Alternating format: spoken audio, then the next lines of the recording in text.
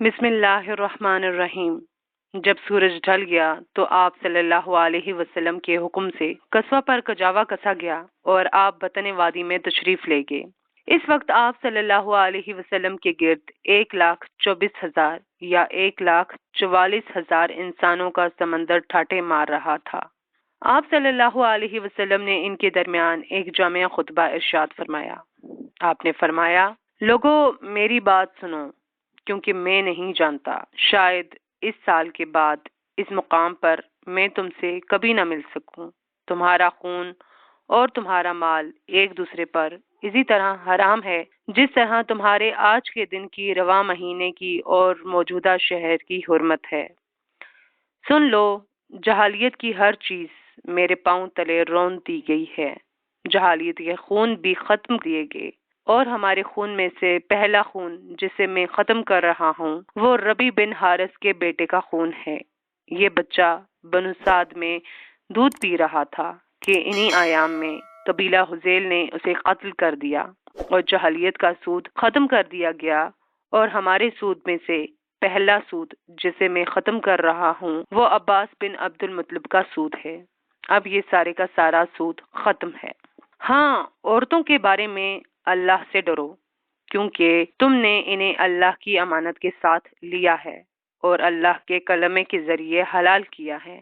ان پر تمہارا حق یہ ہے کہ وہ تمہارے بستر پر کسی ایسے شخص کو نہ آنے دیں جو تمہیں گوارا نہیں۔ اگر وہ ایسا کریں تو تم انہیں مار سکتے ہو، لیکن سخت مار نہ مارنا، اور تم پر ان کا حق یہ ہے کہ تم انہیں معروف کے ساتھ کھلاؤ اور پلاؤ۔ اور میں تم میں ایک ایسی چیز چھوڑے جا رہا ہوں، اگر تم نے اسے مضبوطی سے پکڑے رکھا تو اس کے بعد ہرگز گمراہ نہ ہوگے، اور وہ ہے اللہ کی کتاب۔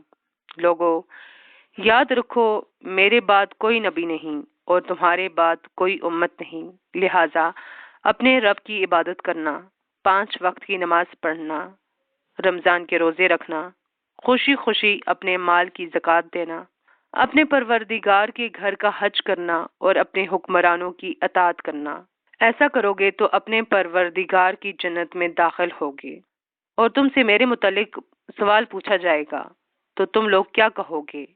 صحابہ نے کہا، ہم شہادت دیتے ہیں کہ آپ صلی اللہ علیہ وسلم نے تبلیغ کر دی، پیغام پہنچا دیا اور خیر خواہی کا حق ادا کر دیا۔ یہ سن کر آپ نے انگشت شہادت کو آسمان کی طرف اٹھایا اور لوگوں کی طرف جھکاتے ہوئے 3 بار فرمایا، اے اللہ گواہ رہے۔ اس کے بعد آپ کے ارشادات کو ربی بن امیہ بن خلف اپنی بلند آواز سے لوگوں تک پہنچا رہے تھے۔